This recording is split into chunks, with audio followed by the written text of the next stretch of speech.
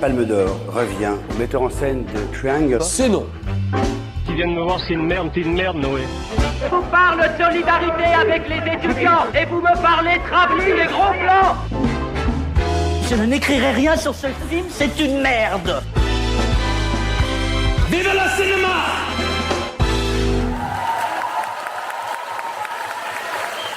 Bonjour, bonsoir à toutes et à tous, 10e jour à Cannes, au programme de ma compétition parallèle spéciale, la Cringène de la Cringe-Stick, à laquelle je suis le seul à avoir accès sur la foi de l'écartement érotique de mes orteils.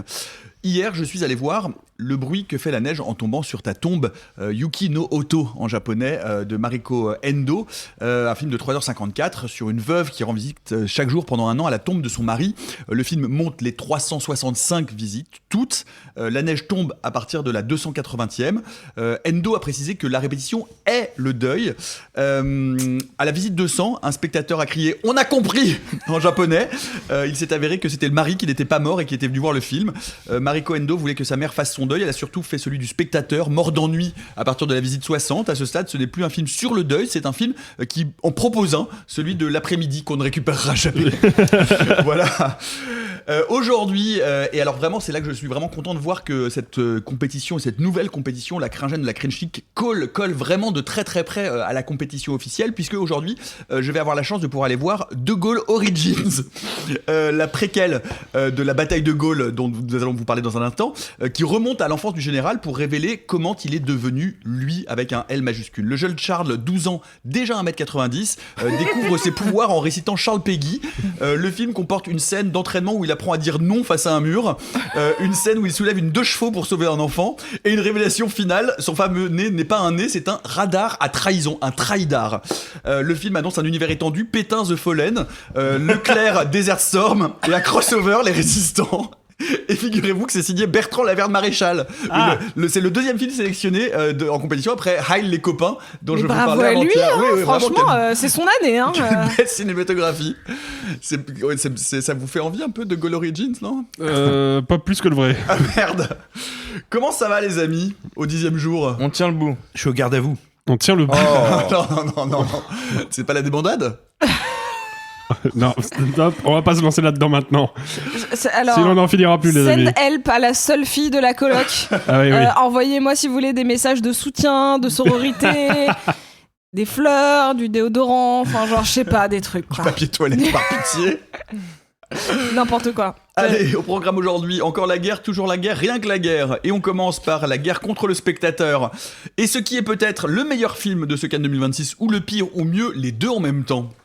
Dans une compétition qui explore tous les recoins les plus sombres de la Seconde Guerre mondiale, il fallait avoir un certain panache, un certain culot ou alors une totale inconscience pour présenter, même hors compétition, le premier volet du diptyque sur le général de Gaulle, la bataille de Gaulle, l'âge de fer d'Antonin Baudry, avec Simon Abkarian dans le rôle titre, à moins que ce ne soit sa marionnette.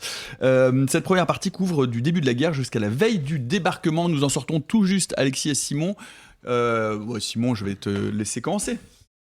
Oui, il faut savoir qu'il y a on va dire un type d'accident industriel qui se répète inlassablement dans l'histoire du cinéma. C'est ce qu'on appelle le « oh merde, on a cru que ça marchait ».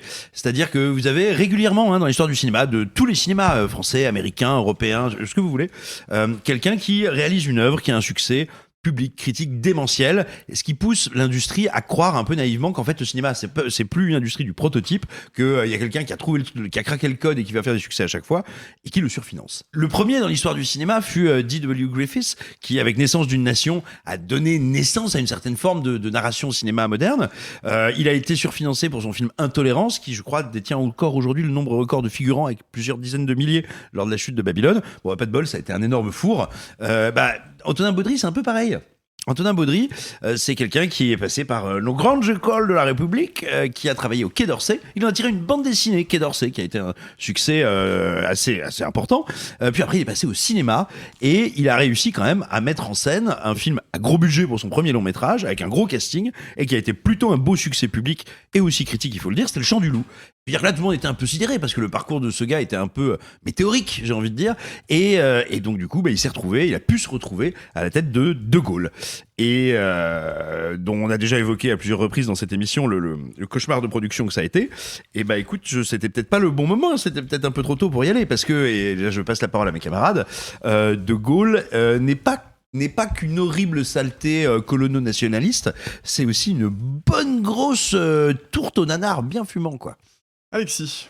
En fait, je suis d'accord avec tout ce que Simon vient de dire. À un petit point quand même, je ne pense pas du tout que le film De Gaulle, tel qu'on l'a découvert ce matin même, soit un film surfinancé. Je pense au contraire que c'est encore une fois, et c'est un problème qu'on retrouve très souvent aussi dans le cinéma français, c'est un film qui ne coûte pas assez cher pour ses ambitions. Tu as tout à fait raison, je veux dire surfinancé pour un deuxième film Voilà. d'un réalisateur qui n'a pas une énorme ça c'est vrai. Mais ça c'est tu as vrai. tout à fait raison, bien Parce sûr. que, et ça, enfin, moi, vraiment, je ne comprends pas la politique de Pathé. Je ne la comprends pas. Parce que si on prend les derniers films qui ont été mis en chantier par Pathé, on a eu le diptyque des Trois Mousquetaires avec François Civil dans le rôle de D'Artagnan, on a eu le Comte de Monte Cristo avec Pierre Ninet, on a maintenant le diptyque De Gaulle qui, je crois, on estime son budget de production total à 80 millions d'euros, quelque chose comme ça. Et puis il va y avoir dans pas longtemps Les Misérables de Fred Cavaillé avec Vincent Lindon. Ce qui me saute aux yeux, moi, c'est qu'à la notable exception du Comte de Monte Cristo, qui est un film d'une facture technique absolument impeccable, on est sur des films qui présentent d'énormes faiblesses d'artisanat. Ce qui paraît étrange parce que c'est des super grosses productions qui ont mobilisé énormément de techniciens, qui ont des temps de tournage très longs et des temps de post-prod très longs. Et pourtant, dans De Gaulle, c'est visible dès la première scène, qui est une scène de combat de tank, parce que avant d'être général, De Gaulle était colonel, et il était colonel dans les divisions blindées françaises. Et il n'y a pas une explosion, pas une seule, qui ne donne pas l'impression d'être une cinématique de PlayStation 3.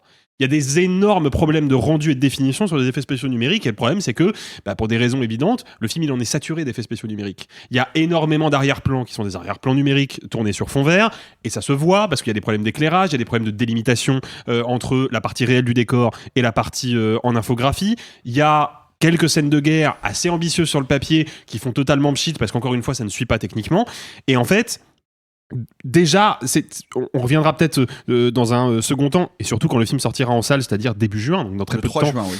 On reviendra plus en détail sur tout ce qui déraille dedans, mais moi, c'est parmi tous les problèmes du film qui en compte un nombre considérable. Moi, c'est la facture technique qui m'assomme, parce qu'encore une fois, on fait fausse route. Pathé pense que parce qu'on sort 80 millions, on va pouvoir faire un film qui va concurrencer les Américains. Mais je veux dire, la raison pour laquelle les blockbusters américains coûtent en moyenne 100 à 150 millions de dollars, et je parle pas des blockbusters les plus chers, c'est pas juste parce qu'il y a une politique inflationniste délirante à Hollywood, c'est parce que ce sont des films qui coûtent très cher si tant est qu'on veut les faire bien. Et ça, c'est un énorme problème. C'est un énorme problème. Oui, je le disais en présentation, mais je le pense très sérieusement. Il faut avoir un certain culot pour présenter ce film dans cette compétition. Alors, il n'est pas en compétition. Dans cette sélection officielle. Dans cette édition. Dans cette édition de Cannes. Parce qu'on a, vous l'avez entendu, et on va en reparler d'ailleurs tout de suite après, avec une autre proposition autour de la Seconde Guerre mondiale, pour le coup, un certain nombre de films très diversifiés et très forts, et avec toujours la recherche d'un parti pris de comment appréhender, comment raconter cette histoire à l'aune de ce que nous sommes en train de vivre aujourd'hui. Parce que si aujourd'hui on a tant de films qui nous parlent de la montée du fascisme et de la Seconde Guerre mondiale, c'est bien parce que nous sommes en train de revivre, de répéter, que l'histoire est en train de bégayer, et que nous sommes nous-mêmes en train de vivre une résurgence des idées qui ont conduit à la Seconde Guerre mondiale. Or, qu'est-ce que c'est que ce De Gaulle ? Je le dis vraiment avec beaucoup de sérieux, alors que le film, je ne sais pas ce que c'est en fait. Parce que je pense que il y a chez Antonin Baudry une volonté d'écorner la statue du général, ou en tout cas de se moquer de sa rigidité. Mais néanmoins, cet aspect-là vient se mêler très très mal et de manière très disgracieuse avec un roman national historique de réécriture du réel et de réécriture de l'histoire qui est scandaleux. C'est honteux. L'histoire que nous raconte De Gaulle, c'est de la fiction. C'est de la politique fiction. Ça ne s'est pas passé comme ça. On le sait. Mais je veux dire, il suffit d'être en seconde pour le savoir. C'est-à-dire que on voit que les coutures de réécriture, on voudrait nous vendre et nous raconter que c'est globalement les choix stratégiques de Gaulle qui ont conduit in fine à la victoire des Alliés. Du début à la fin, systématiquement. Non mais c'est exactement ça que raconte le film. Donc, c'est une réécriture nationaliste de l'histoire absolument dégueulasse. Et à côté de ça, on dirait le Bébé de Show, écrit par Jean Roucas. Mais vraiment littéralement. C'est-à-dire que, je suis désolé, Churchill, c'est une caricature. De Gaulle, c'est une caricature. Abkarian, il a un balai dans le cul. Enfin, c'est grotesque. C'est-à-dire que moi, j'ai passé le film à rire. Mais littéralement à rire. Parce que les situations sont absolument grotesques, les dialogues sont absolument débiles, il y a des plans qui ne font aucun sens, où De Gaulle est une sorte de super-héros, quand Londres explose, il ne bouge pas, le verre vole autour de lui. On arrive à des répliques qui sont grotesques, où De Gaulle dit, quand il est au Cameroun, les moustiques ne piquent pas De Gaulle, avec ce ton de sérieux. Mais où on C'est est De Gaulle qui pique les moustiques. Non mais c'est ça, mais je veux dire, on est à deux doigts de moi je vais aller voir Hitler et je vais lui mettre un coup de tatane dans les couilles. Non mais on est vraiment pas comme ça. À la décharge du film sur l'exemple que tu cites, la scène d'après, il est à l'hôpital parce qu'il a chopé le palu à cause des moustiques. Oui. Mais justement, c'est là moi un des gros échecs du film, c'est que c'est bien la dissonance dont je parlais oui, mais entre la caricature. C'est ça, mais en fait le truc c'est que moi à ce moment-là, je pense qu'il assume totalement de mettre en scène la grande mégalomanie de De Gaulle qui avant même d'avoir sa place dans l'histoire, se rêve déjà en grand vainqueur de la Seconde Guerre mondiale. Le problème, c'est qu'il rate son tempo comique, parce qu'en fait, il rate sa coupe. C'est aussi bête que ça. La coupe, elle est mal rythmée, elle intervient trop tard, il y a une sortie de chant qui devrait pas avoir lieu, ce qui fait que l'effet comique de les moustiques ne piquent pas De Gaulle, cut, il est en train de taper un gros délire fiévreux parce qu'il a chopé le palu et il est ridicule. En fait, cet effet marche pas parce que Antonin Baudry, il a beau ne pas être un mauvais cinéaste dans l'absolu, il l'a démontré à mon sens avec Le Chant du Loup, qui était plutôt bien emballé. De fait, il y a plein de codes basiques du cinéma qu'il ne connaît pas, qu'il n'a jamais expérimenté, et donc il commet ce genre d'erreurs qui sont assez embarrassantes pour un projet de cette taille, quoi. Et je voudrais rajouter juste un détail intéressant à l'aune de la réécriture de l'histoire en mode n'importe quoi. Moi, vous savez à quoi ça m'a fait penser ça va vous faire beaucoup rire. Ça m'a fait penser à Bernadette. Mais vraiment, je vous assure, ça m'a fait penser à Bernadette dans la réécriture et dans le comique involontaire de ce film qui était une hagiographie de Bernadette Chirac qui réécrivait aussi son histoire personnelle avec Catherine Deneuve dans le rôle. Je vais vous donner un exemple. On suit en parallèle de l'histoire de Gaulle avec des ellipses absurdes. À un moment donné, un an passe comme s'il se passait rien pendant la guerre. Enfin, c'est débile, c'est écrit de n'importe comment. On suit le parcours d'un jeune résistant de la première heure. C'est vraiment celui qui vraiment dès le début voulait être sur l'Arc de Triomphe parce que la résistance elle a commencé à Paris dès la première heure. Dès la capitulation française. On suit un personnage qui s'appelle Fernand. Et puis, alors attention, zappez si vous voulez, enfin bon, c'est l'histoire en même temps, donc c'est difficile de spoiler l'histoire, mais néanmoins, la fin du premier chapitre se termine par l'assassinat de l'amiral Darlan, qui était le ministre de l'Intérieur de Pétain, le chef de la marine française, précisément par ce personnage de Fernand, dont on découvre qu'il est en fait Fernand Bonnier de la Chapelle, et que c'est effectivement le personnage historique qui a assassiné Darlan, qui nous est présenté dès la première heure comme le premier des résistants républicains. Or, il s'avère que Fernand Bonnier de la Chapelle était un royaliste. Non mais, enfin, je veux dire, voilà il appartenait à la frange droitière de la résistance, qui a existé. Oui, bien sûr, voilà. Et il était monarchiste royaliste. Donc, voilà le niveau de délire et de réécriture qu'on essaie de nous faire avaler.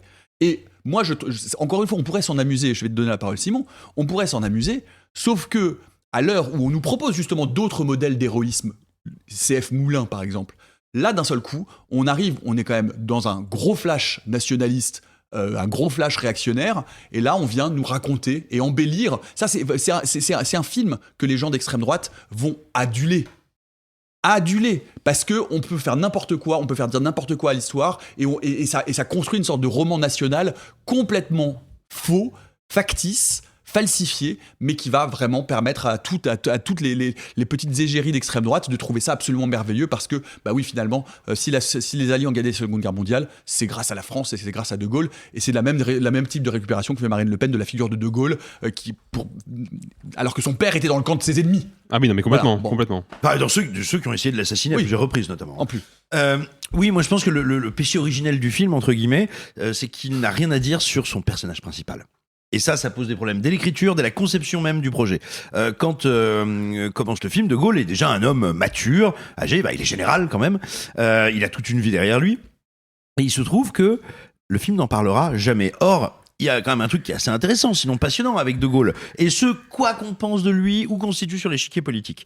De Gaulle, il naît dans la très grande bourgeoisie. Il a une éducation catholique strict, c'est un maurassien d'extrême droite ultra vénère, vraiment, je veux dire, il vient de ce courant politique-là, il parlera beaucoup de Maurras dans ses mémoires, etc. Enfin, je veux dire, c'est pas un grand gauchiste, et ça, il deviendra finalement le défenseur, sinon l'ultime défenseur de la République. Donc il y a un déplacement dans sa vie, dans sa représentation de son rôle, de ses valeurs, qui est extrêmement important. Une conversion idéologique. Oui, voilà, totalement. ouais, mais c'est un sacré changement, tu vois.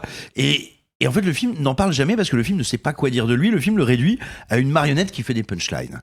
Et quand tu le réduis à une marionnette qui fait des punchlines, et ben là, t'es complètement coincé parce qu'on sent bien que Baudry, effectivement, il a une idée, c'est de dire, puisque De Gaulle, au moins dans cette partie-là du conflit, tu vois, dans ce qu'on voit sur le premier film, est isolé, peine à rassembler autour de lui, a l'air pour les autres alliés tantôt pathétique, tantôt ridicule, tantôt authentiquement taré. Et ben il faut que je le joue un peu comme ça. Il faut que j'assume ce que d'autres personnages disent dans le film explicitement, qu'il a un côté Don Quichotte. Le problème, quand tu fais ce film pâté, qui doit être un film de roman national, il peut pas être tout le temps Don Quichotte. Donc il y a des moments, il est Don Quichotte, il y a des moments, il est général mes grosses couilles, il y a des moments, il est général je fais des blagues, il y a des moments, il est général ému qui pleure dans son bain pour pas qu'on voit ses larmes. Mais en fait, tout ça ne peut pas marcher de concert. Et encore moins si on ne nous explique pas par quoi cet homme est ému. Et donc dès lors, bah, tu peux faire 2 films, tu peux faire 3 films, tu peux faire 5 films de 15 heures chacun. Si tu n'as pas une idée de ce que tu veux raconter, des mouvements intérieurs de ce personnage, comment ça se fait que ce mec se bat ? Qu'est-ce qui le pousse à se battre ? C'est pas juste parce qu'il aime pas les Allemands. Enfin, c'est une bonne raison, mais ça suffit pas. Alexis, pour conclure. Bah, en fait, oui, c'est un film qui commet une faute terrible. On parlera un petit peu plus tard dans cette émission du film d'Emmanuel Mar qui a été présenté en compétition officielle et qui est à mon sens vraiment l'antithèse totale de ça. C'est que c'est un film qui regarde l'histoire en se disant précisément c'est de l'histoire avec un H majuscule. Or, c'est toujours un contresens et c'est toujours une impasse. Pourquoi ? Parce que nous, forcément, en 2026, on regarde ce qui s'est passé avec De Gaulle, avec les Alliés, la Seconde Guerre mondiale, c'était il y a 80-90 ans. Donc on se dit, bah oui, c'est de l'histoire, c'est du passé, on est revenu dessus, on a du recul, on l'a critiqué, on l'a analysé, on l'a décortiqué. Pour le personnage de Gaulle et tous les personnages qui gravitent autour de lui, ce que le film raconte, c'est le réel. Ça se produit là, maintenant, à l'instant T, et personne n'est en mesure de l'analyser ou de le théoriser. C'est en train d'avoir lieu. Et le film devrait donc dire, bah, en fait, on va pas faire de l'histoire, on va pas regarder ça avec la pesanteur de l'histoire, on va simplement raconter ce qui se passe comme si on y était. Et il fait l'exact inverse. Donc le film est encombré, écrasé par une espèce de lourdeur historique et patrimoniale qui en fait le paralyse. Néanmoins, au milieu de ce désert très très pauvre en cinéma, il y a un oasis. Il y a un phare dans la nuit, et c'est Benoît Magimel. J'étais sûre. Si tu parles pas de Magic Benoît, tu exploses. Voilà, mais vous savez que j'ai beaucoup d'affection pour Benoît Magimel. De toute sa carrière, je pense qu'il tient là l'un des personnages les moins caractérisés et les moins substantiels qu'il ait pu jouer. Vraiment, c'est une coquille vide, son personnage. C'est quasiment un symbole. Et il est d'une justesse et d'une mélancolie tout au long du film qui éteint l'intégralité du casting. Il y en a littéralement pas un qui lui arrive à la cheville. Je sais pas c'est quoi son secret à Benoît Magimel, mais il faut il faut qu'on le préserve, hein. Non mais sans déconner, il faut que le cinéma français préserve ce gars. C'est le meilleur acteur français en activité actuellement et de très très loin. Donc faites gaffe à Benoît Magimel, s'il vous plaît. Voilà, premier volet, donc la bataille de Gaulle, l'âge de fer, sorti le 3 juin. Le deuxième sort, je crois, de mémoire un mois après. Oui, ouais, ça sort à peu de temps d'intervalle. Ce qui est d'ailleurs, je pense, une très mauvaise idée, mais on en reparlera le moment venu. Allez, on retourne en compétition, mais on reste encore dans la Seconde Guerre mondiale, qui est donc un thème fort de cette édition 2026, avec, comme en parlait Alexis à l'instant, Notre Salut d'Emmanuel Mar. Voilà, on peut vraiment, là, pour dire 2 salles, 2 ambiances. Ah oui, clairement, ouais. Vraiment. En septembre 1940, Henri Mar, alors âgé de 49 ans, se rend à Vichy dans l'espoir de publier son manuscrit Notre Salut, qui selon lui doit sauver la France de la débâcle. Dans cet ouvrage, Henri expose ses convictions patriotiques et sa méthodologie d'ingénieur, l'efficacité avant tout. Affirmant vouloir aider la France, il fait tout ce qui est nécessaire pour rester utile et jour après jour sert avec toujours plus d'habileté les rouages du nouvel ordre pétainiste, avec Swan Arlo dans le rôle principal. C'est un chef-d'œuvre. Moi, je suis absolument red dingue du film. C'est-à-dire qu'il faut quand même revenir sur le postulat de base. Emmanuel Mar, on le connaît en tant que co-cinéaste du film Rien à foutre, qui était une comédie dramatique un peu originale avec Adèle Exarchopoulos en steward d'avion. Le gars s'est dit, bon, j'ai fait mon petit film, maintenant j'ai retrouvé la correspondance entre mon arrière-grand-père collabo qui voulait à tout prix être dans le gouvernement de Vichy et mon arrière-grand-mère qui le respectait pas beaucoup, qui le méprisait, qui lui disait que c'était un peu un bolos dans ses lettres. Et si je racontais cette histoire-là, mais que je gardais cette même caméra flottante, voire que je l'adapte à l'époque, donc je prends une caméra Super 8 d'époque et je le filme comme un documentaire pour montrer à quel point c'était un loser, mais un loser qui n'en avait pas conscience, un loser qui pensait qu'il pouvait changer les choses, mais pas du tout, et surtout ce que ça raconte de notre époque d'aujourd'hui. Et donc le gars fait un film, vraiment, c'est pas un cliché, tout le monde le dit, mais c'est vrai, c'est un épisode de The Office de 2h30, avec une caméra Super 8, il y a des effets de style quand même très particuliers, notamment la nuit avec le flash, mais je veux dire, c'est filmé comme si on était à côté de lui, en train de voir un film de vacances comme ça, et qu'on voyait ce gars qui essaye d'émerger, qui essaye de faire arriver une nouvelle idéologie au milieu de ce gouvernement de Vichy. Idéologie qui, entre parenthèses, résonne à plein d'endroits avec le macronisme, et ça c'est quand même très fort en termes d'écriture, parce que quand il arrive et qu'il dit non mais il faut tout rationaliser, non mais vous savez, il faut rendre le travail... Puis il y a un poster avec marqué En Marche à un moment derrière lui.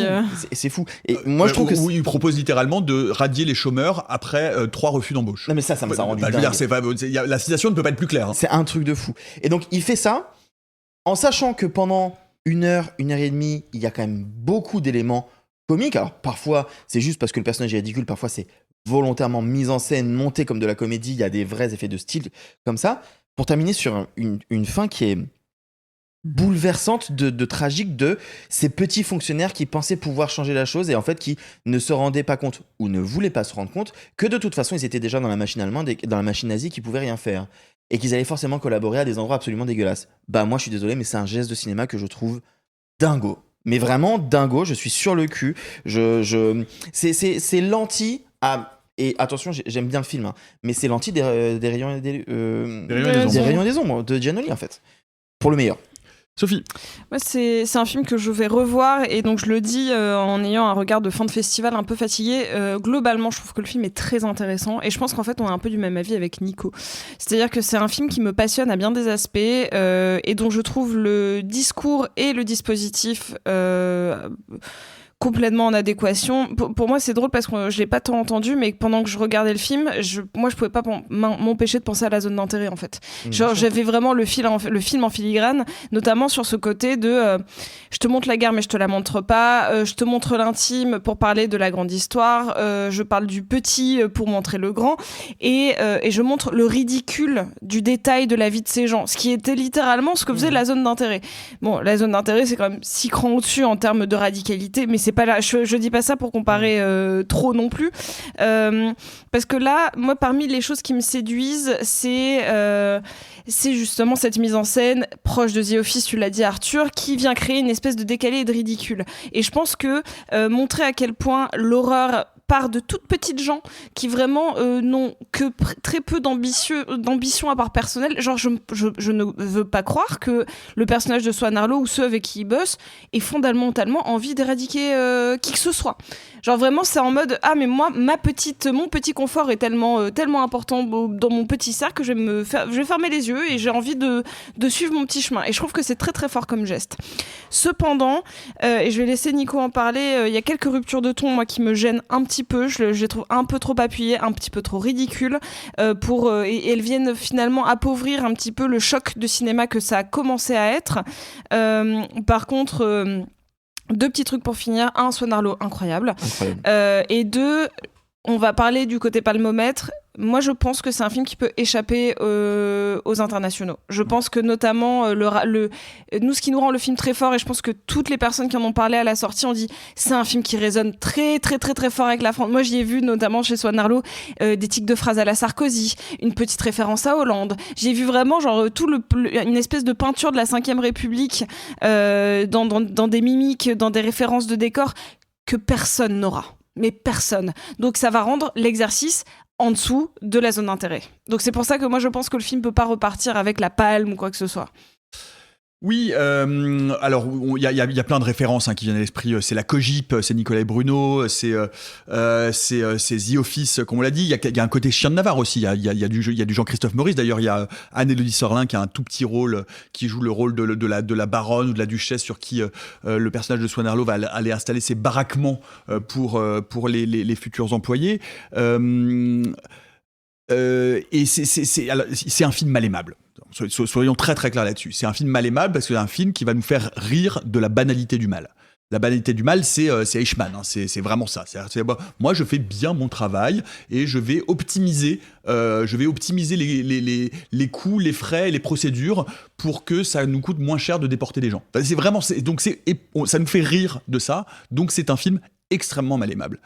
Et c'est ce qui en fait le talent d'ailleurs, enfin l'intérêt. Moi, pour être tout à fait honnête, j'ai été désarçonné. J'ai été désarçonné sur le début du film parce que la mise en scène vraiment est une mise en scène digne d'un striptease. C'est d'un striptease de l'émission de France 3. C'est-à-dire qu'il y a des raccords dans l'axe, la caméra bouge, il y a des raccords, c'est monté à la truelle. Enfin, je veux dire, la laideur du dispositif filmique fait partie du propos global du film. Effectivement, Arthur le disait, pour les scènes de nuit, elles sont filmées avec le flash de la caméra. C'est-à-dire qu'il n'y a pas l'éclairage est naturel. Comme un reportage urbain la nuit. Voilà, c'est ça. Avec les ombres projetées, etc. Donc voilà. Donc effectivement, il faut du temps pour se faire à ce dispositif parce que ça demande un peu de lâcher prise, de réussir à rire de ça. Réussir de rire de la médiocrité managériale. D'ailleurs, le mot est prononcé plusieurs fois au début. Swan Arlo est expert en management. Il s'est dit comme ça. C'est-à-dire qu'il vient appliquer, c'est le premier, des méthodes vraiment typiquement de la Startup Nation au gouvernement de Vichy. Bon, c'est ça le postulat du film. Et donc c'est la médiocrité, la banalité et la médiocrité du quotidien de ces gens-là, et la veulerie, la lâcheté. Et en fait, ça commence à devenir de plus en plus grinçant quand on se rend compte que Swan Arlo et son personnage sait très bien ce qui est en train de se passer. Il ne le découvre pas sur le tard. D'un seul coup, on lui met à disposition un très grand appartement où, certains tableaux ont été décrochés. Mais il appartenait à qui cet appartement ? On va l'apprendre à la fin du film, mais en fait, on s'en doute dès le début. Donc, il sait très bien ce qu'il est en train de faire et ce à quoi il est en train de participer. Et d'ailleurs, son parcours ne va aller que vers la radicalité. Moi, il y a effectivement, une fois que j'ai réussi à lâcher prise et à accepter et à rire de cette médiocrité-là, vraiment type Kojip, le film fait 2h30. Le film est trop long. Et notamment quand il perd cette approche de ridiculisation du quotidien et de la médiocrité dans sa dernière partie, où il sombre de plus en plus vers quelque chose de beaucoup plus froid, de beaucoup plus dur, de beaucoup plus objectif, et où d'ailleurs la caméra se pose, c'est peut-être même plus la même caméra, il y a des travelling, je veux dire, il y a une mise en scène qui devient d'un seul coup, elle aussi, sérieuse, entre guillemets. Bon, je trouve qu'effectivement, la fin finit par casser un peu finalement le dispositif. Et moi, il y a quelque chose qui me fait un petit peu dévisser, et ce sera mon dernier mot avant de passer la parole à mes camarades, c'est qu'il y a 3 passages musicaux. Ces passages musicaux sont, le premier c'est dans une soirée, c'est sur Alphaville, c'est la musique contemporaine. Le deuxième c'est Life is Life, sur des images d'archives des jeunesses vichistes et de soutien au maréchal Pétain. Et puis le troisième c'est un morceau pareil de pop électro dont j'ai perdu le titre. Popcorn, voilà. Avec une danse complètement ridicule qui est assez drôle d'ailleurs, et où les personnages se mettent à danser dans le salon. C'est typiquement, en plus, un procédé des Chiens de Navarre, donc de Jean-Christophe Meurice. Donc moi, sur le papier, ça me fait un peu rire, mais en fait, je trouve que c'est forcer trop le trait, c'est aller un cran trop loin. Moi, notamment Life is Life sur Maréchal Pétain, en fait, je comprends même pas l'intérêt. C'est-à-dire que je ne vois pas, je ne vois pas à quoi ça sert, je vois pas comment ça renforce ou non le dispositif, et moi, ça m'en fait plus sortir qu'autre chose.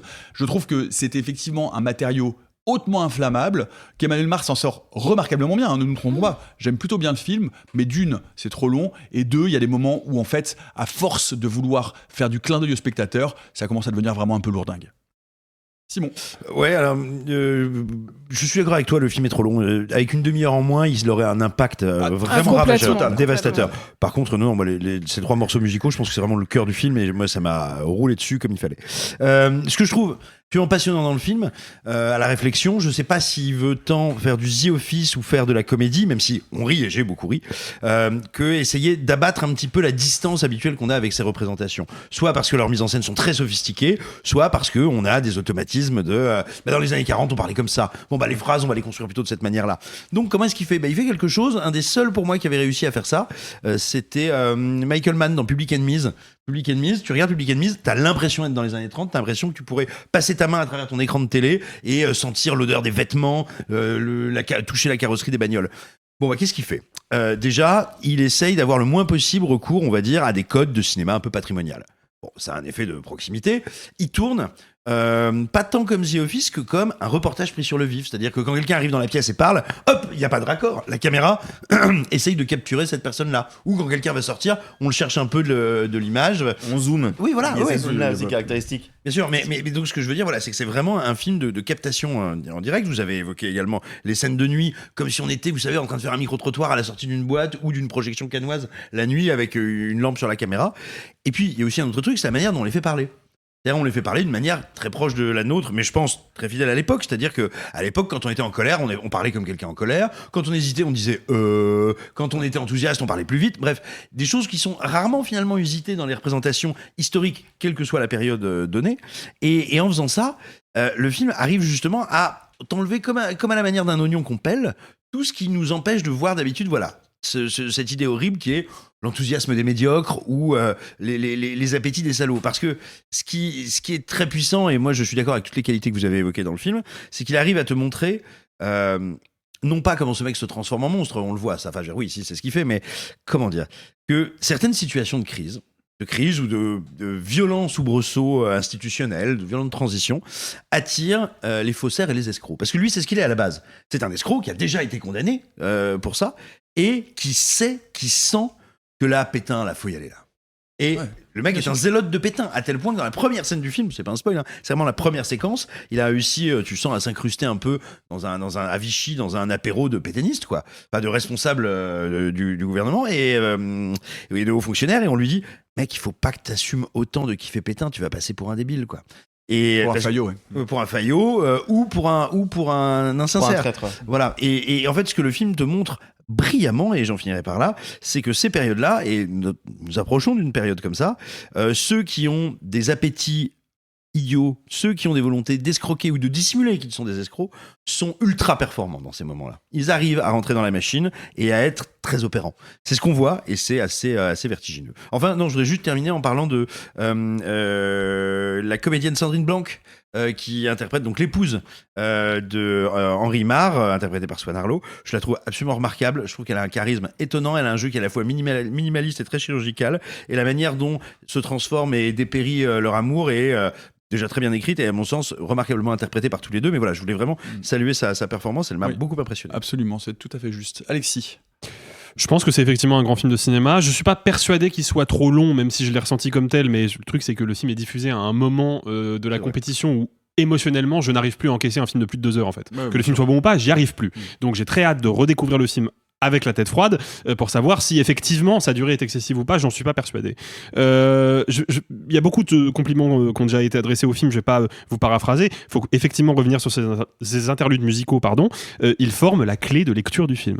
Tout simplement. Pourquoi ? Parce que, encore une fois, on en parlait avec De Gaulle tout à l'heure, nous quand on regarde les images d'archives que le film utilise en noir et blanc, donc cette espèce de grande fête organisée me semble-t-il à Limoges, pour célébrer le maréchal Pétain, évidemment nous on y voit, avec le recul de l'histoire, une machine impitoyable de propagande qui est là pour laver le cerveau des gens et pour leur présenter comme leur guide spirituel et le seul héros qui vaille la peine d'être célébré, un vieillard grabataire, délirant et qui a sur les mains déjà à ce moment-là le sang d'un nombre considérable de personnes.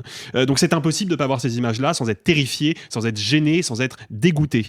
Sauf que le film nous le dit dès le début, on n'est pas en 2026 là. On voyage dans le passé, on va dans les années 40. Et dans les années 40, c'est quoi cette scène-là ?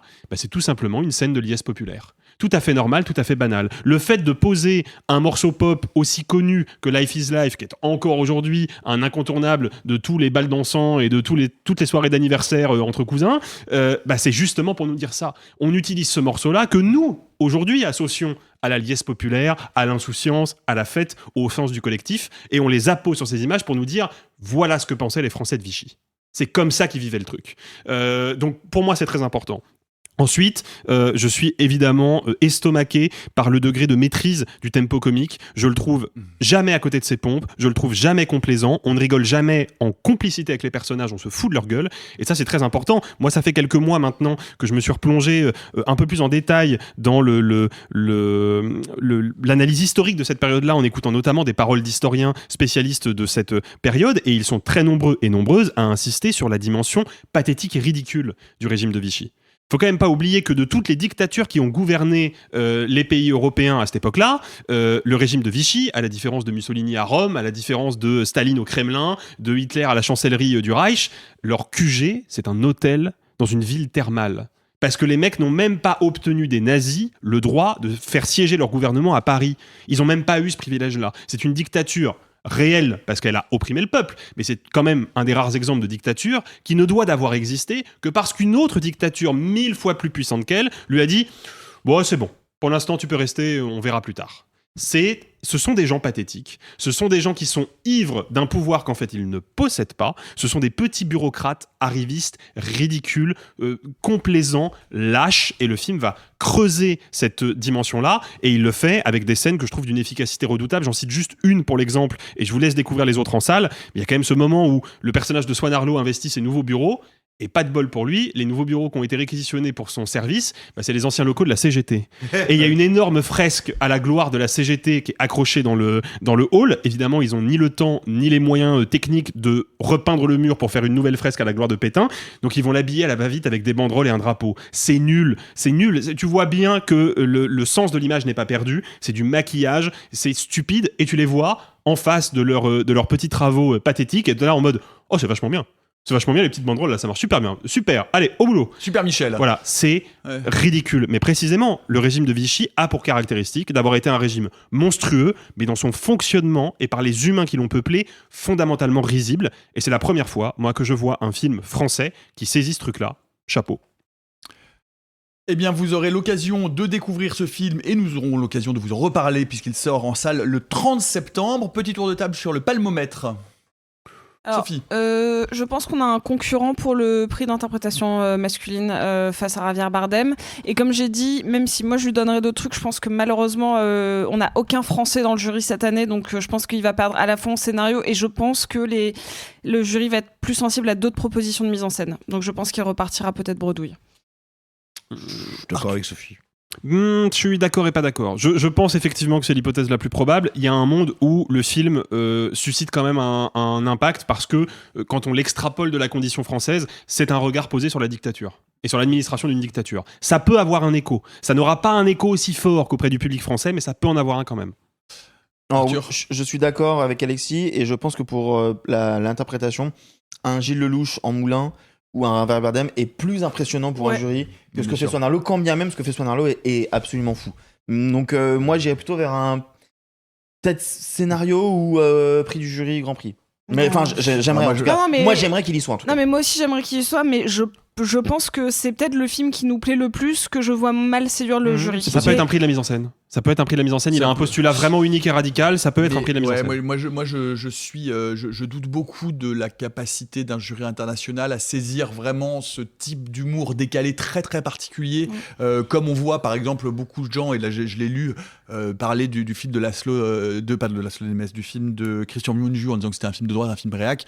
Vous avez vraiment absolument rien compris au cinéma de Mungiu. Je pense que ce film-là peut être très mal interprété, voire très mal vécu, en disant mais comment ça on se moque d'eux, enfin qu'est-ce que ça veut dire. Donc je suis un peu méfiant. En précisant qu'il n'y a pas de Français dans le jury. Donc il partait. Ouais. Allez, il n'y a pas que Bertrand Laverne-Maréchal qui signe 2 films dans la compétition. Il y a aussi Quentin Dupieux. Après Fulfil, dont le moins qu'on puisse dire est qu'il ne nous avait guère enthousiasmé, le voici revenu avec Le Vertige en clôture de la quinzaine des cinéastes. Jacques se rend chez son ami Bruno pour lui annoncer une nouvelle importante. L'humanité tout entière vit dans une simulation. Et le film est entièrement animé en machine IMA, c'est-à-dire imaginez les Sims 1 en termes de qualité de représentation d'un jeu vidéo. Sophie et Arthur, vous en sortez. Ouais, moi, je vais le dire. J'avais pas vu Full Fil, et là, quel bonheur. Moi, j'aime beaucoup l'absurdité de Dupieux quand il l'explore à fond. C'est-à-dire que je fais partie de ceux qui aiment le début de la carrière de Dupieux. Genre, mes préférés vont rester, notamment ce qu'il propose avec Rubber, c'est-à-dire vraiment quelque chose de radical, d'absurde, de rigolo, de sale gosse, quoi. Et là, je le retrouve en étant bien plus accessible que sa première partie de carrière, hein, que des Wrong Cops, des non-films, des steaks. Là, je trouve qu'il a un parfait équilibre entre prendre des acteurs très populaires français, hein, ce qu'il fait depuis quelques années maintenant, et peut-être son décalage américain. Je trouve que le film fonctionne hyper bien. Je me suis vraiment marrée. Il n'y a pas de ventre mou. C'est exactement ce que j'attendais et c'est exactement ce que j'ai eu. J'ai même pas à développer plus que ça parce que pour moi, c'est vraiment une grosse réussite. Big up à Anaïs de Moustier qui ne joue pas. C'est hilarant. C'est-à-dire que t'as l'impression qu'elle lit son texte en mode ah bah j'ai accouché, ah bah super, ah bah c'est une fille, et j'adore. Ça fait, tout est cringe mais sans jamais avoir ce sentiment de malaise. En fait, je trouve que Le Vertige aussi est un super bon titre parce que mais parce que moi qui vous le savez ne joue pas aux jeux vidéo, mais par contre ai passé ma vie à créer des univers alternatifs dans les Sims, et notamment à avoir ce sentiment d'être un peu Dieu. Et je pense que c'est un truc commun à tous les réalisateurs, et que je pense qu'il y a beaucoup de scénaristes et de réals qui ont joué aux Sims étant ados pour avoir cette notion de faire vite avancer une intrigue et des personnages. Là, j'ai vraiment l'impression que c'est quelqu'un qui admet que être réel, c'est jouer aux Sims, et que tu peux tout leur faire et en même temps c'est un peu moche et c'est rigolo, et t'as des pigeons qui volent sur place. C'est très drôle, quoi. Arthur. Oui, je rejoins Sophie. Autant vous savez, il y a quelques jours, je vous disais à quel point j'avais été déçu de Full Fil. Autant celui-ci, pour moi, est exactement là où Dupieux est le meilleur. À savoir, je pense qu'il a passé du temps à créer la technologie. Il a expliqué au Q&A auquel on a un peu assisté avec Sophie qu'il a bossé avec 5 étudiants des Gobelins pour créer un modèle, etc. Mais je pense que l'histoire, il l'a écrite en vraiment très peu de temps. Et c'est quand il écrit vraiment très vite qu'il réussit à aboutir en fait à des histoires qui se tiennent vraiment. Parce que là, tu l'as dit, c'est un concept. Mais il les tire pas trop, c'est ni trop long ni trop court, et parfois on sait qu'il y a des Dupieux qui durent 1h10 mais qu'on trouve beaucoup trop longs, ou d'autres qui sont simplement des courts-métrages. Lui, il le tient. Et en fait, en filigrane, je pense qu'il se rend pas compte, mais il raconte vraiment des trucs. C'est-à-dire que là, il parle vraiment de la peur de la réalité, la peur de notre reflet, de l'image qu'on renvoie, de où est-ce qu'on est. Prendre cette esthétique, je dirais pas les Sims, je dirais plutôt GTA 3, PlayStation 1, PlayStation 2, tu vois. Tekken 3. On appelle aujourd'hui du low poly. Ouais, c'est ça. Vraiment exactement. En mauvaise qualité volontairement, très pixelisé, etc. Je trouve que inconsciemment, c'est aussi une belle réponse à l'IA. Parce que l'IA, on est actuellement dans une course à faire des images de plus en plus réalistes. Dans le jeu vidéo, on essaie de faire des trucs de plus en plus hyper réalistes. Et en fait, bah non, tu me mets 3 pixels qui avancent comme vaguement la gueule de Jonathan Cohen, et j'y crois en fait. Ouais, de ouf. Tu vois, et ça, je trouve ça assez intéressant. Et puis, il y a un truc aussi qui est fou, c'est que quand j'ai vu la bande-annonce, j'ai cru qu'en fait ils avaient filmé le film et qu'ils avaient mis le film dans un filtre sur Blender. Non. Donc effectivement, les acteurs ont lu un texte, ils ont modélisé par-dessus l'image. Et en fait, ce qui est assez étonnant de la part de Dupieux, mais après je m'arrêterai là parce que pour le coup le film sort bientôt, donc on en parlera plus longuement ensemble, mais c'est qu'il pourrait s'amuser à faire n'importe quoi. Le propre de l'animation, c'est que si tu veux que ta caméra fasse un 360, qu'elle tourne sur la même, qu'elle monte, tu peux faire ce que tu veux, c'est l'animation. Non, il se force à faire un film français avec des plans un peu plan-plan, avec des travelling hyper soft, dans une rue qui ressemble au 18e arrondissement, tu vois, il y a aucune fantaisie. Il y a des scènes dans des cuisines, tu sais, vraiment le cliché du cinéma français, de personnes qui parlent dans une cuisine. Et ben je trouve que ce décalage-là entre la gueule de l'animation, le fond du sujet qui est quand même fou, et ce faux classicisme, bah ça crée un décalage qui est super. Et effectivement, tu parlais d'Anaïs de Moustier, mais en vrai, même Cohen, tu sens qu'il est en mode genre je peux pas improviser, j'y vais pas à fond. Chabat, il est en mode genre non mais si, je te jure. Personne non mais si, qui joue je te dans jure. le même c'est film. génial. Vraiment, c'est un plaisir. Moi, je crois, et surtout, et je terminerai là-dessus, que j'avais pas trouvé Quentin Dupieux aussi drôle depuis Mandibule. Ah bah pareil. Parce que depuis Mandibule, il en a fait au moins 6 ou 7. C'est toujours un peu drôle par-ci par-là. Là, avec Sophie, on se tapait le genou régulièrement. Je veux pas vous le survendre. Parce que j'ai l'impression qu'en disant ça, du coup, vous allez vous attendre à un truc de parce fou. que nous, on va le voir cet après-midi ou demain. Donc je veux pas vous le survendre parce que ça se trouve, vous avez trouvé ça ok plus.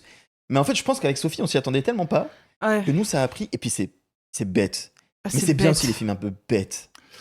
Eh bien, vous pourrez le voir très prochainement puisque le film sort le 10 juin prochain. Retour sur la croisette pour Christophe Honoré qui montait les marches hier pour son nouveau film Mariage au goût d'orange. La fratrie Puig comprend 7 enfants et c'est aujourd'hui qu'on marie le petit dernier Jacques. Nous sommes en mars 1978 dans les faubourgs de Nantes. Le père n'assiste pas aux noces, il a été banni de la famille. Les frères et les sœurs, eux, sont tous là, heureux de se retrouver. Jacques va épouser Martine. Entre deux, c'est un mariage d'amour, mais est-ce que l'amour peut sauver des blessures de l'enfance ? Avec Adèle Exarchopoulos, Vincent Lacoste, c'est Paul Kircher. C'est joliment synopsisé. C'est très joli, bah oui, c'est très joli. Sophie, c'est toi là, Honoré Zouz. Ah ouais, de ouf. Puis il y a aussi Noé Habitat, enfin vraiment, il y a énormément de gens dans ce film, et moi je l'aime bien ce film. Je vais pas dire que c'est un coup de cœur énorme, il y a très peu de films de Christophe Honoré que je déteste. Celui-là, il fait partie plutôt du haut du panier dans le sens où c'est un film très accessible, on n'est pas sur du Honoré Corps, on est vraiment sur une dramaturgie plus proche de ce qu'il va faire au théâtre. Donc, à savoir, on n'est pas du tout sur de l'autofiction, comme le Almodovar. Mais par contre, on est sur sa mythologie interne, à savoir la distorsion familiale, sa propre distorsion familiale, le chaos matriciel. Puisque, à un moment dans le mariage, il y a évidemment un petit Christophe, que ses oncles et tantes disent qu'il est quand même un peu efféminé, le petit Christophe, et qu'il prend des photos. Et que comme il l'avait déjà fait dans une de ses pièces, en fait, il parle de sa propre famille qui s'est disloquée dû à une espèce de figure sombre et violente qui était son grand-père, de ce que j'ai compris, oui, qui a fucked up l'intégralité de la famille. C'est, comme l'a dit Thierry Frémaux sur scène pour le présenter, c'est un film choral, mais c'est un film choral qui se passe quasi intégralement sur une journée et une soirée de mariage. Donc c'est-à-dire qu'on a une caméra très mouvante. Il est assez original pour le coup dans ses effets de mise en scène par rapport à son propre cinéma. Il va créer des images de groupe alors que c'est plutôt un cinéaste du soi et de l'introspection. Donc moi j'ai trouvé très, très agréable ce film. Malgré tout, si je dois émettre quelques réserves, il y a des facilités d'écriture, des facilités de dialogue, il y a des sauts dans le temps dont je me serais passée, et je pense que malheureusement, et vous savez à quel point j'ai dit du bien d'elle, je pense que Adèle et peut-être même Vincent Lacoste sont pas hyper bien castés. Autant Paul Kircher, je le trouve vraiment vraiment bon dans le film, et tout le monde joue globalement bien, mais ils sont peut-être pas bien castés. J'aurais peut-être même interverti des rôles ou quoi que ce soit. Je vous laisse vous faire votre propre avis, mais en tout cas, si vous êtes très hermétique à Honoré, c'est un film qui est accessible et qui ne va pas, qui est pas particulièrement représentatif de l'intégralité de son cinéma. C'est pas Marcello Mio, c'est pas Le Lycéen. On revient à quelque chose de plus accessible. Oui, j'en suis la preuve. Moi, je suis pas forcément client ni du cinéma d'Honoré, ni du personnage. Et effectivement, j'ai pas passé un mauvais moment. J'y allais avec les fourches, j'y allais pour accompagner Sophie. J'étais là, faut que je me retienne de souffler parce que sinon je vais gâcher sa séance, ça se fait pas. Je veux pas faire une nouvelle vague 2.0.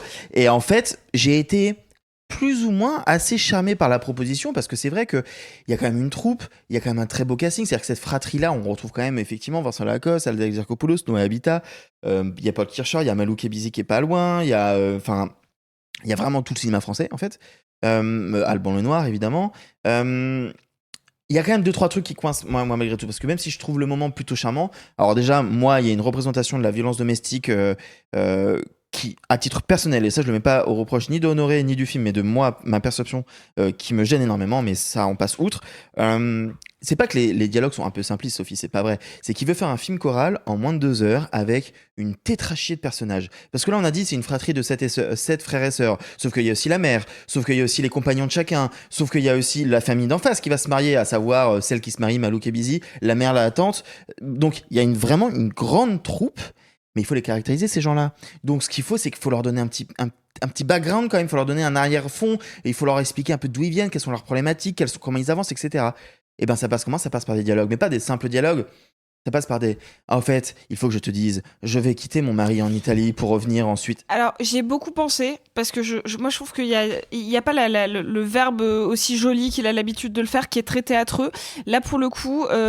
le mariage, c'est le meilleur endroit en fait, parce que quand tu revois des gens que t'as pas vu depuis longtemps, il y a au fait je dois te dire je divorce. Alors, au fait j'ai perdu mon taf. Au fait c'est toujours dans les mariages ou dans les réunions de famille qu'il y a ça. Oui, mais je suis pas d'accord, parce que c'est pas parfois des dialogues qui te permettent de te dire tiens je te donne des nouvelles, c'est des dialogues qui parfois rappellent la situation actuelle, à savoir non mais tu sais moi depuis qu'il a divorcé machin. Non ça dans un mariage tu le redis pas. Si ta sœur elle sait que tu t'as divorcé, t'as pas besoin de le redire. Là Honoré l'écrit juste pour que tu comprennes que ok donc elle a divorcé, voilà sa caractérisation. Ok, le film est imprégné en tout point de dialogue comme ça qui moi me sort du film. Et ensuite je te rejoins entièrement, le personnage d'Adèle qui est censé être une personne extrêmement fragile mentalement et sur la santé psychique, je pense qu'Honoré lui en demande d'en faire un peu beaucoup. Ouais. Et ça fonctionne pas tout le temps. Et Vincent Lacoste, c'est un acteur que j'adore, mais que je n'arrive pas à croire quand il est censé incarner la violence et la peur. Enfin, la peur qu'il peut engendrer. C'est pas un acteur impressionnant. C'est un acteur qui peut être très sensible, très drôle. Ça marche pas dans l'amour ouf non plus. Ça marche pas. Il sait pas se mettre en colère. Je passe pas un mauvais moment, mais il y a trop de scories pour que je puisse me dire ah cool, enfin un Honoré que j'ai vraiment aimé. C'est pas le cas. Non, mais que tu l'as bien aimé. Bah, je l'ai préféré aux deux précédents, ça c'est sûr. Mais je l'ai pas autant détesté que ce que je craignais. Mais voilà, il y a des vrais soucis d'écriture. Limite, j'aurais préféré qu'il soit plus long. Pour qu'il puisse prendre plus le temps de raconter. Non, mais c'est vrai. Ah, j'en doute pas. Non, il y a trop de. Il y a trop. Eh bien, il faudra attendre le 18 novembre pour aller découvrir Mariage au goût d'orange de Christophe Honoré en salle. On termine avec 2 films vite fait, mal fait pour conclure et notre petite pause pipi quotidienne. Et on commence avec toi, Simon. Tu as vu Death Has No Master de Jorge Thielen Armand avec Asia Argento à la quinzaine. Oui, je vais être bref parce que je pense moins on en dit, mieux on en dit à propos de ce film. C'est une histoire assez simple. Une femme dont le père était vénézuélien a appris tout récemment son décès. Elle n'a pas revu son père depuis des années et probablement depuis des décennies. Elle se rend donc au Venezuela pour récupérer la maison qui lui revient en termes d'héritage. Et elle découvre que les gens qui travaillaient avec son père dans cet immense manoir colonial probablement du XVIIIe siècle et dans l'exploitation cacaotière attenante, les gens, après la disparition de son père, ont décidé de s'approprier les lieux. Or, elle n'a pas l'air foncièrement d'une capitaliste, mais quand on a du capital, tout d'un coup, on change un peu d'avis. Elle va donc décider de faire exclure ces gens de la propriété. Ça ne va pas bien se passer. Le film est un home invasion inversé. C'est-à-dire que là, on suit la personne qui va envahir un domicile, quand bien même ce domicile est théoriquement, techniquement, le sien. C'est une transformation très intéressante. Ensuite, ce qui rend le film assez passionnant, c'est son atmosphère très poisseuse, moi qui m'a fait un peu, c'est pas le même récit, attention, un peu penser à Vignane dans sa pente hallucinogène. Ça me plaît beaucoup. Je trouve qu'Asia Argento, et ça c'est pas ce que je vais vous dire, n'est pas totalement un scoop, et d'une cinégénie qui est quand même remarquable. Et enfin, un truc qui confère une puissance et une singularité très singulière à ce film, c'est que c'est un film tourné au Venezuela. Il n'y a pas beaucoup de films qui se tournent au Venezuela, il y en a encore moins qui sortent des frontières du pays. C'est l'occasion de voir concrètement de nos yeux à quoi ressemble ce film qui est tourné, je pense, quasi exclusivement en décor naturel. Je vous donne pas plus de détails, ça permet de lui conférer quelque chose de son étrangeté, de sa singularité, de son venin aussi. Et donc je trouve que c'est un film, quand bien même il a plein de petits cabossages niveau narratif, je trouve que c'est un film qui a beaucoup de charme. Moi, je vais vous parler d'un film en compétition que je suis le seul à avoir vu et qui donc logiquement va avoir la palme. Alors attends, si je puis me permettre. On était censé le rattraper, tu nous as tellement déchauffé qu'on s'est tous dit non mais vas-y on n'y va pas. Vous avez vu pas moi j'avais envie de manger un vrai repas consistant, donc j'ai fait sauter le film. Bien, vous n'avez pas raté grand-chose. Aïe. C'est le nouveau film du réalisateur américain Gaze, Ira Sachs. Bon, il est ouvertement homosexuel et son cinéma T'es tourne. sûr Là, je pense que je me trompe pas pour une fois et que mon guédard, enfin, ce serait, ou alors il est vraiment très très très cassé. Bref, il revient en compétition. Il avait été en compétition pour Frankie en 2019. The Man I Love, c'est un film avec Rami Malek. C'est un film qui parle donc d'homosexualité et de maladie et du sida, même si la maladie n'est jamais nommée. Que vous dire ? Que dans une compétition où on a des pépites comme Club Kid, comme du Fuel dans les veines, comme Une vie de femme, comme même Garance, c'est-à-dire qui traite l'homosexualité masculine ou féminine avec toujours un œil nouveau, une idée forte, un angle intéressant. Jim Queen, évidemment. Enfin, je veux dire, qui nous raconte quelque chose du lien du réalisateur réalisateur, de la réalisatrice, bref, en tout cas qui a un propos sur son sujet. The Man I Love, c'est vraiment un désert d'une aridité totale. C'est un film qui a 30 ans de retard. C'est un film qui n'a pas grand-chose à raconter, qui ne fait qu'enchaîner des postures. Je suis vraiment extrêmement déçu parce que j'aime plutôt bien, même si j'avais été un peu déjà échauffé par passage l'un de ses films précédents. Je trouve que malheureusement Ira Sachs explore une voie qui est en fait une sorte de voie de cliché où les homosexuels vivent dans un milieu culturel et puis passent leur temps à répéter du théâtre et à déclamer des phrases. Et Rami Malek est en couple avec Tom Sturridge, mais il aimerait bien avoir une aventure avec son voisin du dessous. C'est d'un ennui, d'une bourgeoisie, mais terrifiante, je pense vraiment que on pourrait résumer le message de ce film à les homosexuels sont quand même des intellectuels de très bon goût.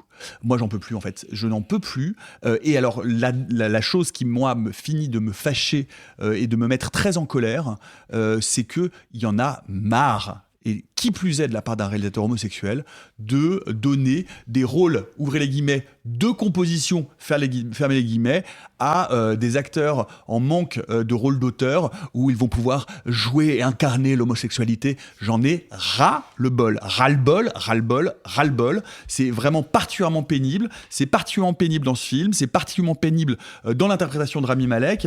Il s'avère que le film, qu'à l'origine, le rôle principal était prévu pour Ben Whishaw, que j'aime beaucoup, qui avait déjà joué dans Passage, qui pour le coup est un acteur homosexuel.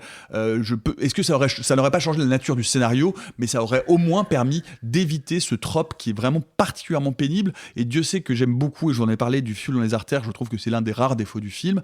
Ça ne veut pas dire qu'il faut que tous les homosexuels soient joués par des homosexuels. Ça veut dire que prendre un acteur X ou une actrice X pour lui permettre de faire son grand rôle de composition homosexuelle, ça commence à me casser les bonbons. Le contre-exemple d'ailleurs de ça, c'est justement Garance, où tu as Adèle Exarchopoulos et Sarah Giraudot, deux comédiennes hétérosexuelles, sauf que comme leurs personnages sont correctement caractérisés, il n'y a pas de problème. Non, mais même dans All of Us Strangers, à ce qu'on sait, Paul Mescal, il n'est pas homosexuel, mais il est très bien dans le film. Oui. il est très très bien. Ce qui te dérange, c'est que c'est un film qui se voudrait être un film à Oscar presque. Oui, bien sûr. C'est ce type de prestation-là. Voilà, c'est ça. Tout ne tourne qu'autour de Rami Malek, qui est évidemment à moitié à poil tout le temps, parce que sinon c'est pas drôle. Bref, et puis surtout le film a 30 ans de retard. Je veux dire, on est en 2026 et on évoque encore de loin cette maladie terrible qui commence à apparaître au bout d'une heure de film sans jamais en évoquer le nom. Oh, écoute, sans déconner. Enfin, qu'est-ce que ça veut dire ? Non, bon, moi, bref, on passe. 0.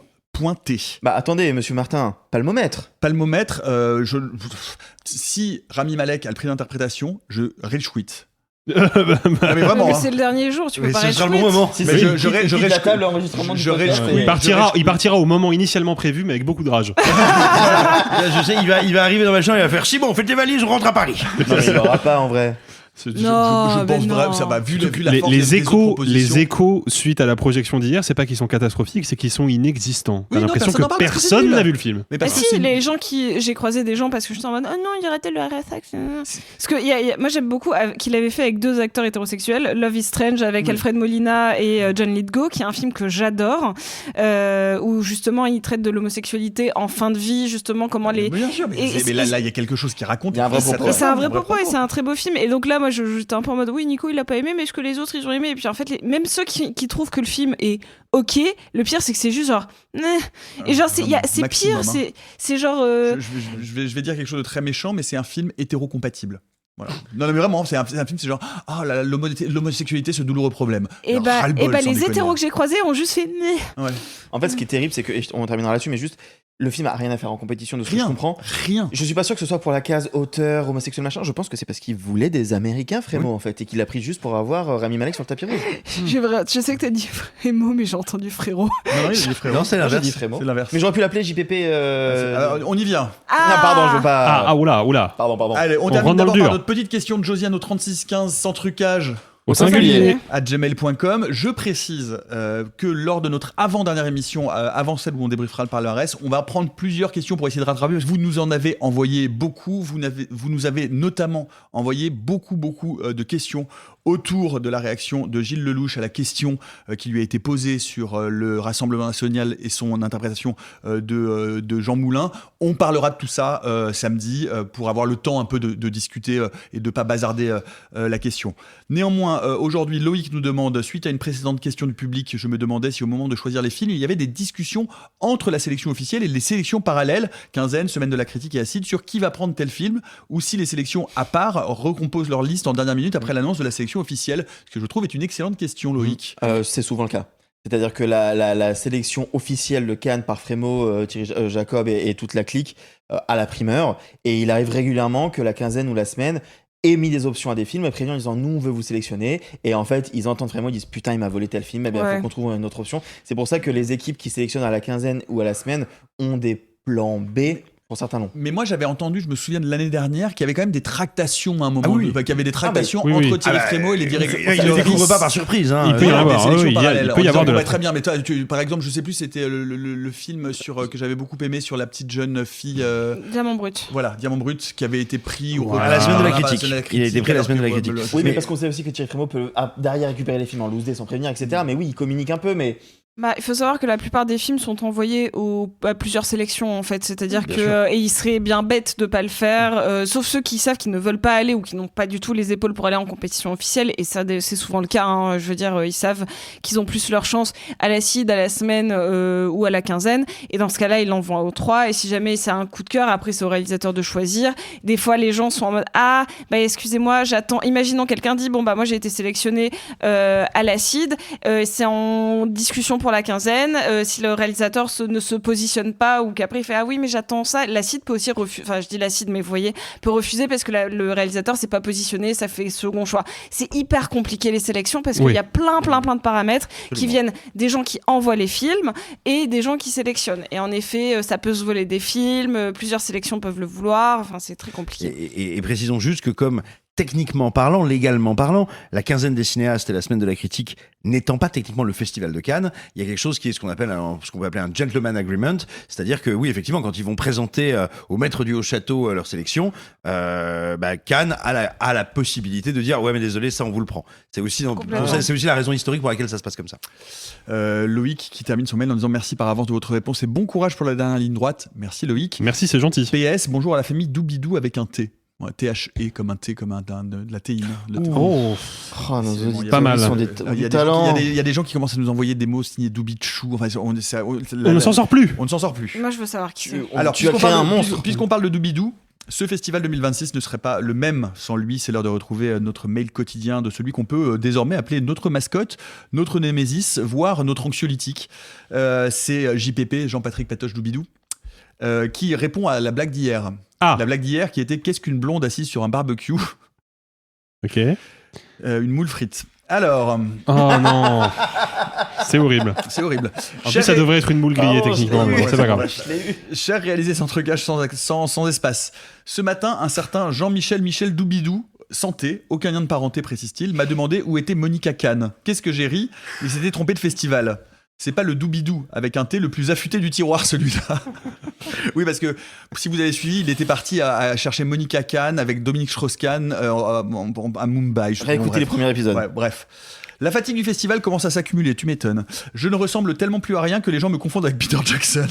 Oh non, c'est pas gentil. C'est pas sympa ça. Frodon m'a suivi à la trace toute la matinée jusqu'à ce que je lui donne son petit bisou. Les journalistes se trompent aussi sur mon compte. Après mon entretien avec Libération hier soir, l'article est sorti. Yolande Moreau, beurrée comme une biscotte, s'endort 3 minutes après le début de l'interview. Elle jouera Pedro Almodovar dans le prochain Pedro Almodovar. Ma question est la suivante. Quel coin recommandez-vous pour faire la sieste? On m'a déconseillé la loge de Patrick Bruel. Oh non. Celle de Depardieu ressemble à un remake de La Grande Bouffe. Et chez Juliette Binoche, ça sent le four hollandais. Amicalement, Jean-Patrick Patoche Doubidou. Je suis fatigué, Jean-Patrick Patoche. Ça part en sucette là. Ça va plus du tout. Qui es-tu, Jean-Patrick Patoche? Voilà, j'ai l'impression d'être dans un épisode de Scooby-Doo à attendre qu'il y ait le masque en latex qui soit retiré. Es-tu le directeur du Luna Park?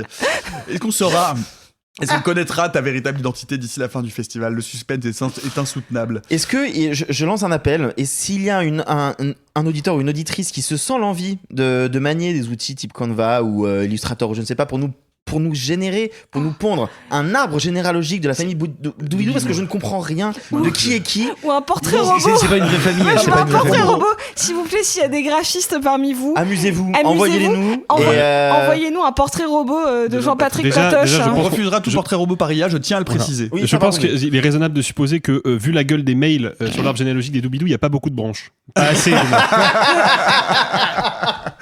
Ouais, C'est un rond. Un gros tronc. C'est un rond. Oui, c'est un tronc avec un peu de feuillage, mais pas beaucoup plus, quoi. Ouais les amis, c'est tout pour aujourd'hui, on se retrouve demain si on est encore en vie, on vous embrasse, on vous aime, on vous kiffe, merci de nous écouter tous les jours pour encore 2 jours, et puis il y a toujours le code Alexis, si vous souhaitez vous abonner et que vous ne l'avez pas encore fait. RST Cannes 26, tout en majuscule, tout attaché, c'est dans la description. Et c'est 10% de réduction pendant 6 mois. Bye les amis, courage à nous, à demain et gloire à la cringène. Oh, c'est pas humain, les salauds, ils m'ont épuisé. Au 4e stop, il sera exactement 0h13. Oh la vache! Oh, je vais être en retard au lycée! Oh, bah dis donc, t'es bien pressé, toi, histoire. Ceux qui sont encore vivants, profitez-en pour le rester, allez-vous-en! Arrivederci! E buon viaggio! Messieurs, il n'est de bonne société qui ne se quitte.